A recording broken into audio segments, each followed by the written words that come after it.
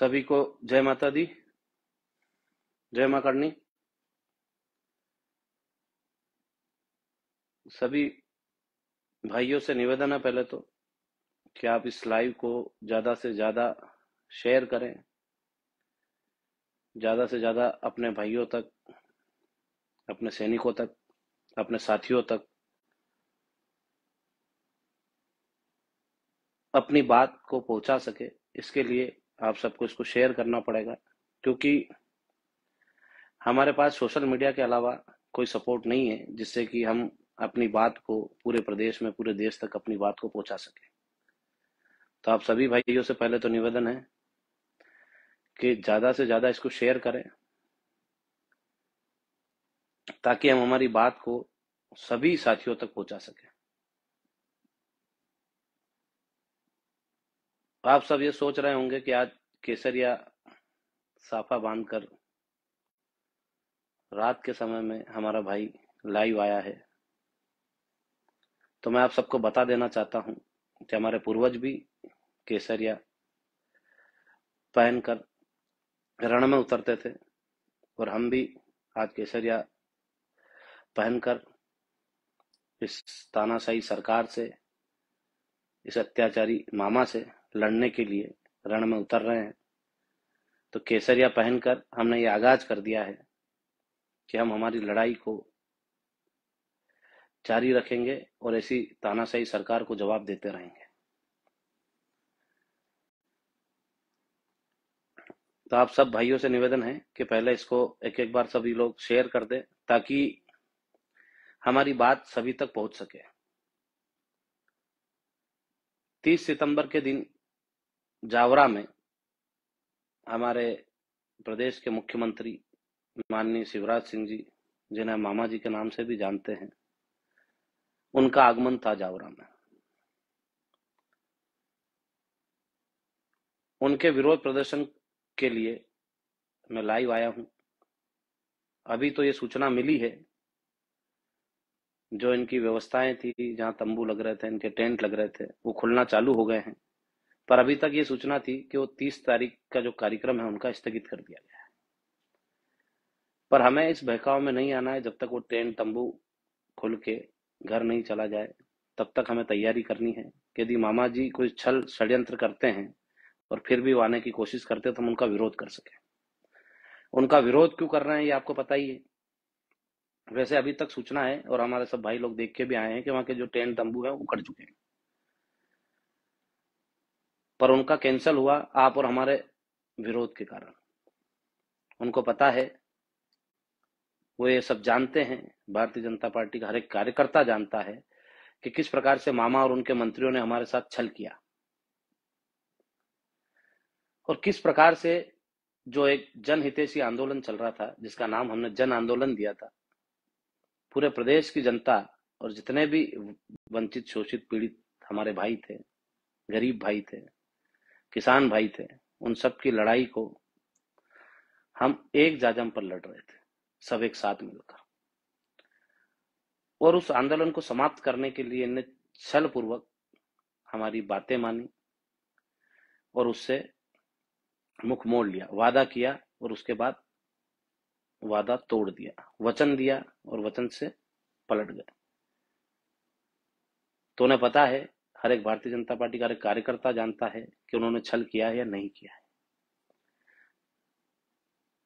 और उस छल का जवाब हमें देना है आने वाले विधानसभा चुनाव में। और जहां जहां मुख्यमंत्री जी जाएं, जब जब जाएंगे, करनी सैनिकों का उनको सामना करना पड़ेगा, उनके सवालों के जवाब देने पड़ेंगे कि आपने इस प्रकार का षड्यंत्र, इस प्रकार का छल हमारे साथ क्यों किया, क्यों आपने हमारी जनहितैषी 18 मांगों को मानकर फिर उनसे अपना मुख मोड़ लिया, क्यों आपने उनको पूरा नहीं किया।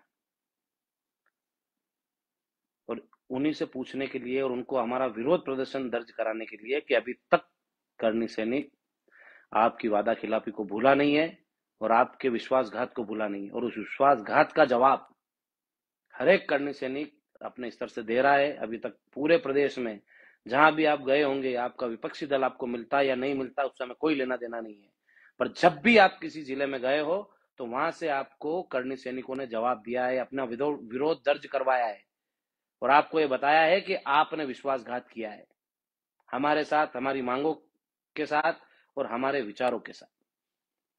आपने हमारे विचारों को मारने का काम किया है और जब जब मामा अत्याचारी हुआ है तब तब भांजों ने उनका वध किया है। पहले समय अलग प्रकार से वध होता था, आज लोकतांत्रिक तरीके से हम आपको उस सत्ता की कुर्सी से हटाएंगे और आपको ये बताएंगे कि किसी के साथ विश्वासघात करने का मतलब क्या होता है।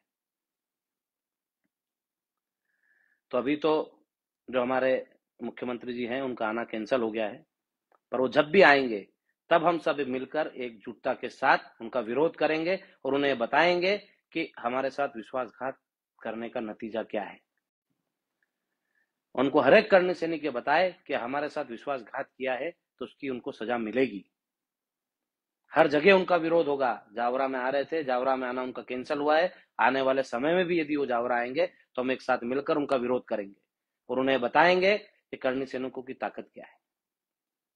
हम उनकी जो भीड़ जुटेगी उससे ज्यादा भीड़ जुटाने का प्रयास करेंगे, हमारे सैनिकों को जुटाने का प्रयास करेंगे और हमारे साथ जितने भी भाई हैं उनसे भी मैं निवेदन करता हूं कि सारे आपसी मनमुटाव भूलकर इस विश्वासघाती सरकार का विरोध करना, ताकि उनको पता चले कि अभी तक क्षत्रिय जिंदा है और किसी पे अत्याचार या अन्याय नहीं होने देगा। इन्होंने बहुत सारे प्रयास किए हमें तोड़ने के लिए, हमारे संगठन को तोड़ने के लिए, हमारे साथ जुड़े हुए लोगों को तोड़ने के लिए।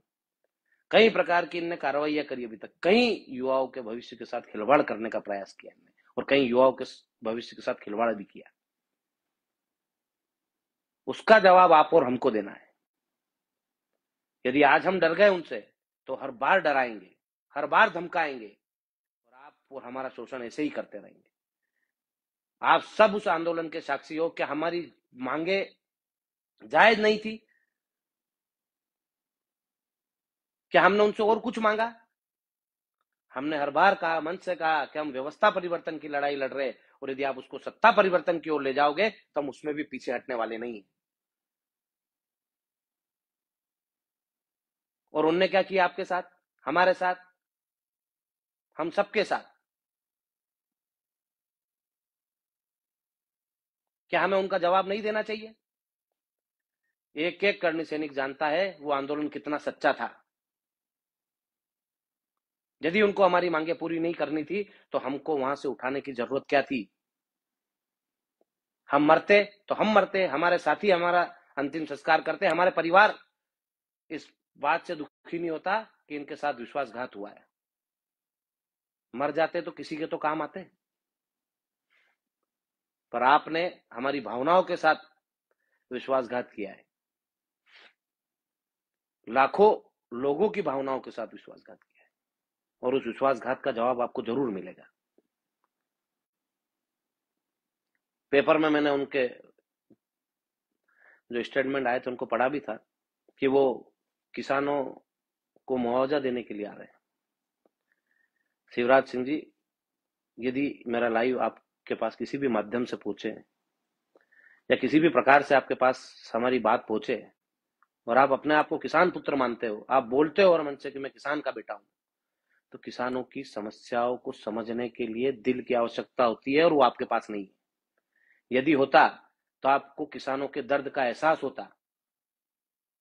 यदि आप किसान पुत्र हो तो आपको यह एहसास होता कि एक किसान का परिवार उस खेती बाड़ी पे चलता है, जो वो फसल बोता है ना उसी से उसके बच्चे की फीस भराती है, उसी से उसके घर में राशन आता है और उसी से उसके घर में कोई बीमार होता है तो उसका इलाज होता है, उसी से उसके घर में कोई हादसा या कोई गमी होती है तो उसमें उसका खर्च उसी फसल से जाता है।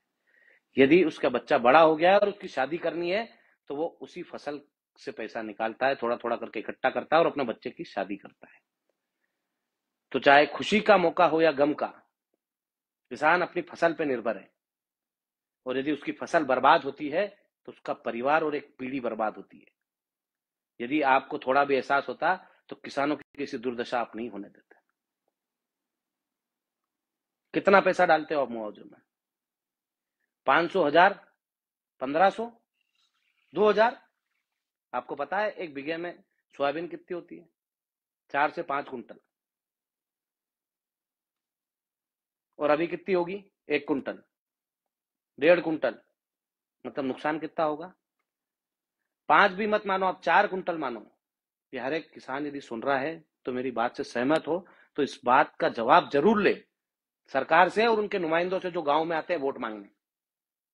क्या 4 कुंटल सोयाबीन नहीं होती है? तो यदि 1 कुंटल उसकी सोयाबीन हुई है तो उसको नुकसान कितना है? 3 कुंटल बीघे का, और मुआवजा देते हो 2,500 का। वो भी चुनाव चुनाव है तो 2,500 का दे रहे हो ना, 1,000 रुपए में तुम संतुष्ट कर देते हो। तो क्या उसका 3 कुंटल बीघे का नुकसान है, तो उसकी जो बाजार मूल्य है 3 कुंटल की, यदि 5,000 क्विंटल के हिसाब से सोयाबीन बिकता है तो 5,000 रुपए क्विंटल के हिसाब से 15,000 रुपए बीघे का मुआवजा मिलना चाहिए किसान को। तभी किसान की आत्महत्या रुकेगी। किसान मरने पर मजबूर क्यों होता है? क्योंकि जब उसका साल खराब होता है तो वो किसी साहूकार से कर्ज लेता है या बैंक से कर्ज लेता है, और बैंक से कर्ज लेने के बाद वो दूसरे व्यक्ति जब लेने आता है तो वो बोलता है कि मेरी फसल आएगी तो मैं फसल से आपका ब्याज भरूंगा। एक बार यदि किसान केसीसी ले ले तो उसका पूरा जीवन उस केसीसी को पलटाने में निकलता है, उसका कभी पूरा भुगतान नहीं कर पाता, उसको पूरी केसीसी को समाप्त नहीं कर पाता। ये आप और हम भली भांति जानते हैं, हर एक किसान जानता है। तो यदि हर एक किसान इसको जानता है, उसको समझता है, तो उसको इस सरकार का विरोध करना चाहिए, मुख्यमंत्री जी का विरोध करना चाहिए। और हमें बीमा राशि या दान में दे रहे हो तुम? हमें बीमा राशि, हम बीमा करवाते हैं, हमारी प्रीमियम कटती है, तब वो हमें बीमा मिलता है। आज एक कार खरीदते हैं और उसका एक्सीडेंट हो जाता है, उसमें कोई घटना दुर्घटना हो जाती है या उसमें कोई टूट भांग हो जाती है, तो हम क्या करते हैं? शोरूम पे रखते हैं और उसका पूरा पेमेंट बीमा कंपनी देती है। तो क्या हमने फसल का बीमा कराया है और हमारे 3 कुंटल बीघे का नुकसान है, तो बीमा कंपनी को, सरकार को ये दबाव नहीं बनाना चाहिए बीमा कंपनी पर कि उनको उनका मुआवजा पूरा मिले? 3 कुंटल के हिसाब से यदि उनका नुकसान है तो 3 कुंटल के हिसाब से उनको पैसा मिलना चाहिए बीमे का। पर सरकार और बीमा कंपनी साठगांठ करती है, और आपका और हमारा जो मुआवजा या जो बीमा राशि आती है उसको कम करके बताया जाता है, और उस साठगांठ के माध्यम से हमारे पास पैसा कम पहुंचता है। तो मैं सभी किसान भाइयों से निवेदन करता हूं कि हमारी लड़ाई जायज है। हम आप सबके लिए लड़ रहे हैं और हम हमारे लिए भी लड़ रहे हैं, क्योंकि हम भी उसी परिवार से हैं। हम भी सुबह से शाम तक आपकी तकलीफों को देखते हैं, महसूस करते हैं। और यदि आपको परिवर्तन चाहिए, यदि आपको आपकी बातें मनवानी है, तो आपको विरोध करना पड़ेगा, सवाल करना पड़ेंगे। आप मौन रहोगे तो आपकी कोई सुनने वाला नहीं है। यदि आप बोलोगे, आप सवाल पूछोगे, तो आपको जवाब मिलेगा। आप सोच रहे हो आप घर बैठे आपको जवाब मिल जाएगा, आपको 2,000 या 2,500 खाते में डालेंगे और आप ताली बजा के उनका समर्थन कर दोगे, तो ये आप खुद के साथ अन्याय कर रहे हो।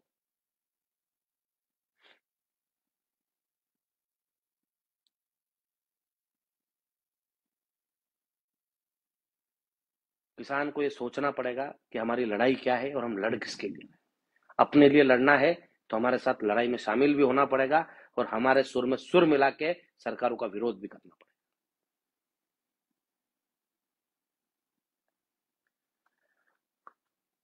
लाडली बहना के माध्यम से आप चाहते हो कि वोट ले जाओगे आप खींच के?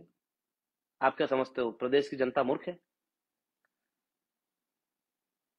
हमारी माओ ने हमें पाला है, हमें पैदा किया है, इतनी तकलीफों का सामना किया है, और हमें पूरा हमारी माता और बहनों पर विश्वास है कि 1,000 के लिए हमारे और हमारे बच्चों के भविष्य के साथ समझौता नहीं करेगी हमारी माताएं बहन।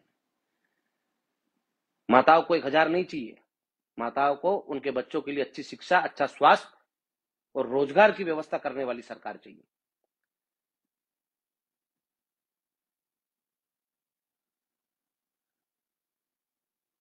मुख्यमंत्री जी, आप हिंदुस्तान में रहते हो और आपको ये मालूम होना चाहिए कि हिंदुस्तानी स्वाभिमानी होता है। भीख या दान नहीं चाहिए उसको, उसको उसका हक चाहिए, और हम हमारा हक मांगने के लिए लड़ रहे हैं।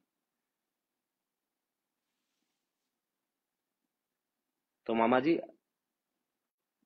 बहनें 1,000 के लिए आपके साथ नहीं आएगी। बहनों को, हमारी माताओं को पता है कि जो बच्चों के भविष्य निर्माण की लड़ाई चल रही है ना, उसमें वो हमारा साथ देगी। बच्चों के भविष्य के साथ 1,000 रुपए में समझौता नहीं होगा।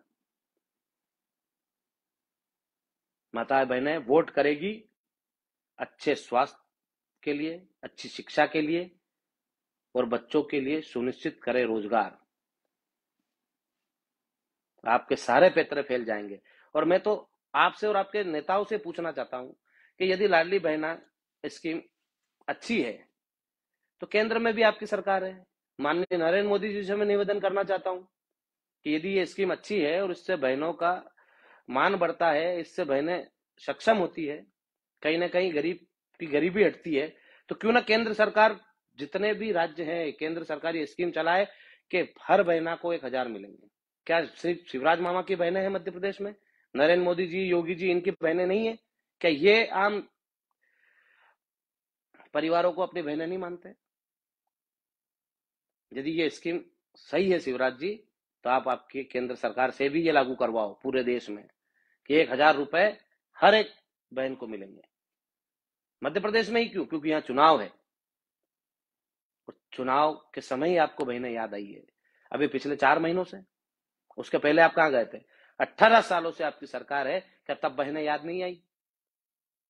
तब आपको ये नहीं लगा कि बहनों को 1,000 रुपए दूंगा मैं?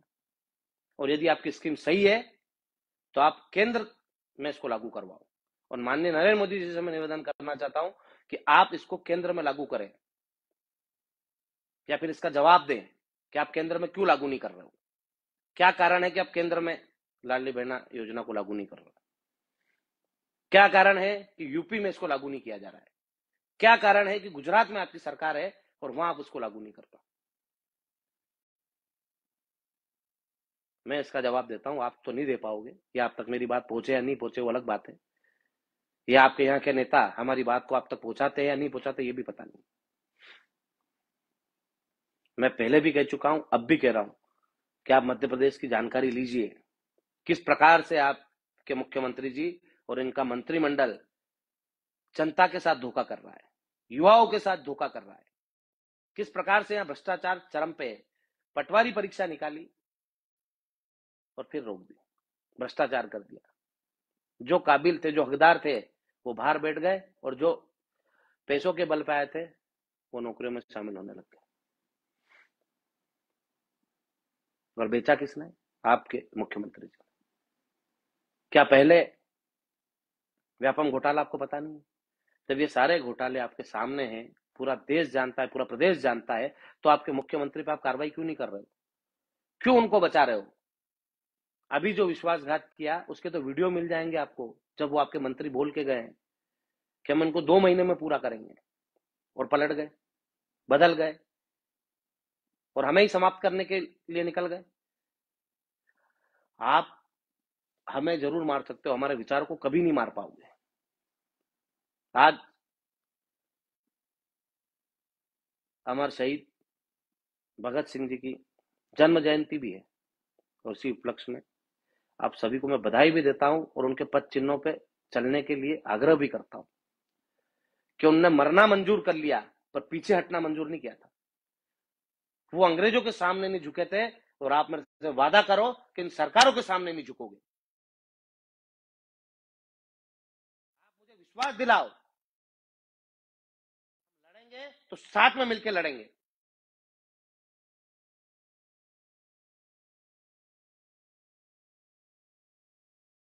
हमको लड़ना पड़ेगा इनसे। सोचते हो एक व्यक्ति लड़ेगा, दो लड़ेंगे, 5 लड़ेंगे, 10 लड़ेंगे, जब रैली होगी तब चले जाएंगे? नहीं, आपको रोज विरोध करना पड़ेगा, हर जगह जाके विरोध करना पड़ेगा, आपको सब चीजें त्यागनी पड़ेगी।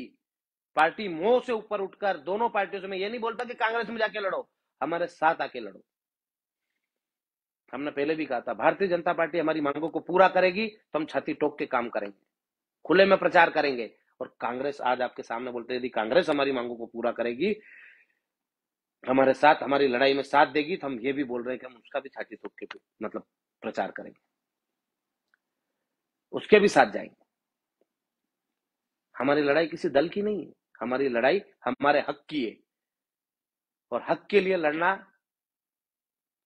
यदि गलत है तो हम गलती से, पर हम अपने हक अधिकार के लिए लड़ेंगे, हर गरीब के लिए लड़ेंगे।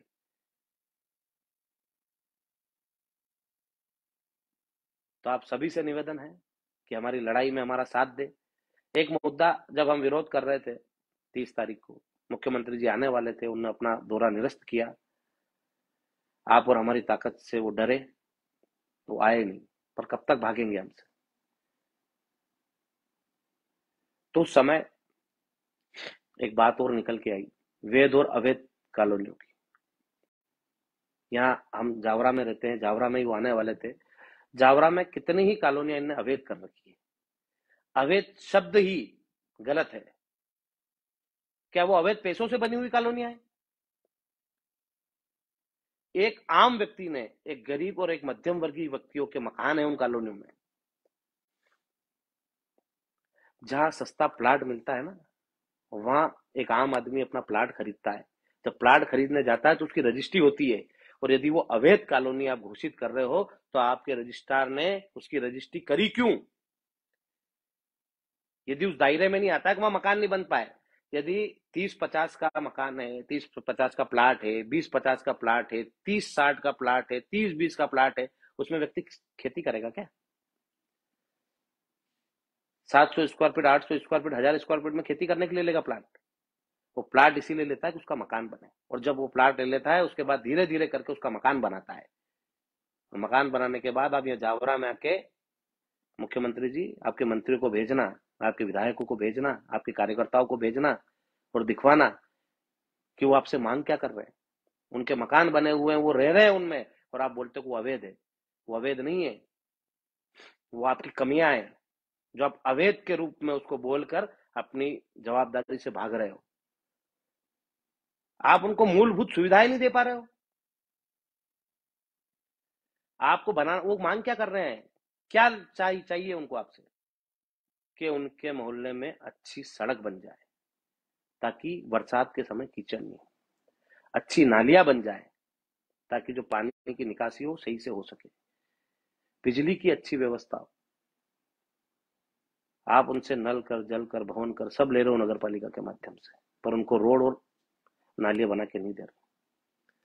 इसकी लड़ाई भी करनी सेना परिवार पूरी ताकत के साथ लड़ेगा, और पूरे प्रदेश की लड़ाई लड़ेगा कि जितनी भी वेद अवैध कॉलोनियों आपने जिनको नाम दे रखा है, वो वेद अवैध नहीं है, वो कॉलोनियां हैं।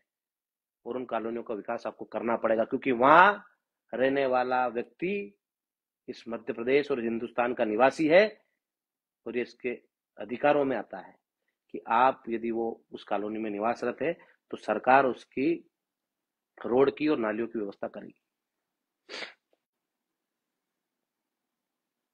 तो हम उसकी लड़ाई लड़ेंगे और हर संभव प्रयास करेंगे कि जल्दी से जल्दी ये चीजें पूरी हों। इसके लिए भले धरना प्रदर्शन करना पड़े, इसके लिए चाहे भूख हड़ताल पे बैठना पड़े, हम जल्द से जल्द इस पर कार्रवाई करवाएंगे और इस प्रोसेस को आगे ले जाकर वहां विकास कार्य करवाएंगे।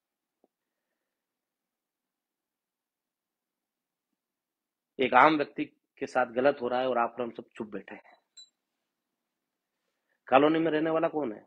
एक मजदूर, एक किसान, या छोटी मोटी नौकरी करने वाला। अमीरों की कॉलोनी नहीं है,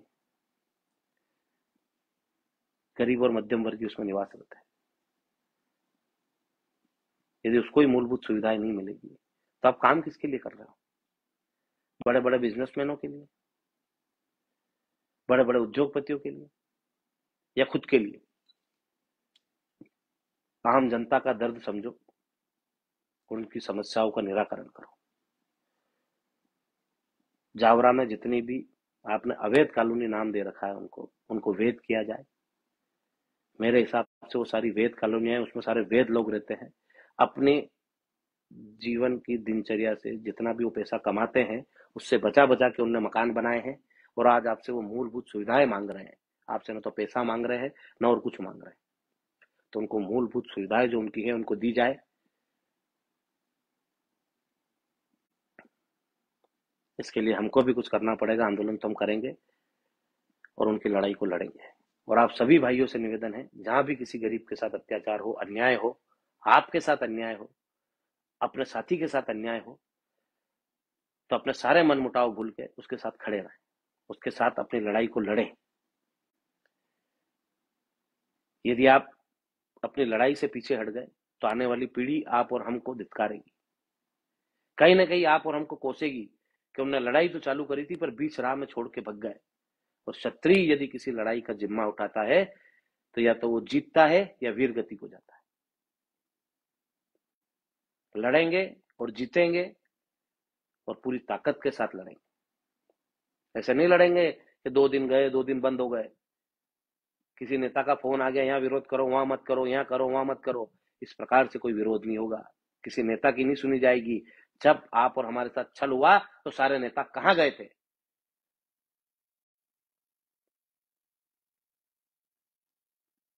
हमारे कितने ही नेता थे जो हमारे लिए बोले नहीं है। तो जो हमारे लिए बोला नहीं वो हमारा नहीं है। आप और हमको हमारी लड़ाई को मजबूती के साथ लड़ना है और इसमें विजय प्राप्त करनी है। और आप और हम सब मिलकर लड़े तो आप और हमें कोई हरा नहीं सकता। 8 जनवरी में आप और हम सब ने इतिहास रचा था और इस मध्य प्रदेश से देशव्यापी लड़ाई का आगाज हुआ। और देशव्यापी लड़ाई आप और हम सब मिलकर लड़ेंगे, हर जगह लड़ेंगे, हर जगह जाएंगे, जहां हम विरोध कर सकते हैं वहां करेंगे। तो आप सभी लोगों से, सभी भाइयों से निवेदन है कि इस वीडियो को सभी तक पहुंचाएं और अपनी लड़ाई में मजबूती प्रदान करें। जो भाई घर में बैठे हैं, किसी कारणवश रूठ गए हैं, तो उनको मनाओ। भाई आपसी लड़ाइयों को छोड़ो, एक दूसरे पे आरोप प्रत्यारोप लगाना बंद करो। हमारी जो लड़ाई है ना वो सिस्टम और सरकार से है।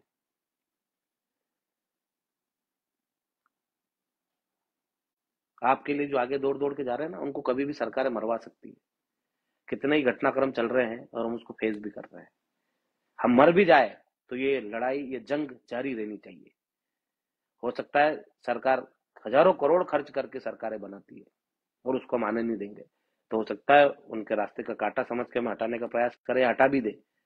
पर एक बात याद रखना, जो हमारी बातों का सपोर्ट करे, जो हमारी मांगों का सपोर्ट करे, उसके साथ जाना, दलालों के साथ मत जाना। हमें पता नहीं है भगवान ने कितने दिन की उम्र लिखी है, जितने दिन की लिखी होगी उतने दिन जिएंगे। यदि 5 तारीख लिखी होगी मृत्यु की तो 4 तारीख को नहीं आएगी और 6 तारीख को भी नहीं आएगी। इसलिए हम डरते नहीं, भगवान के हाथ में सब छोड़ रखा है। सत्य और न्याय की लड़ाई लड़ रहे हैं और वो लड़ते रहेंगे। असत्य के खिलाफ पहले भी लड़ा था क्षत्रिय, आज भी लड़ रहा है। अपने स्वाभिमान के लिए, अपनी स्वाधीनता के लिए पहले भी लड़ा था और आज भी लड़ रहा है। तो आप सबको हमारे साथ लड़ना है।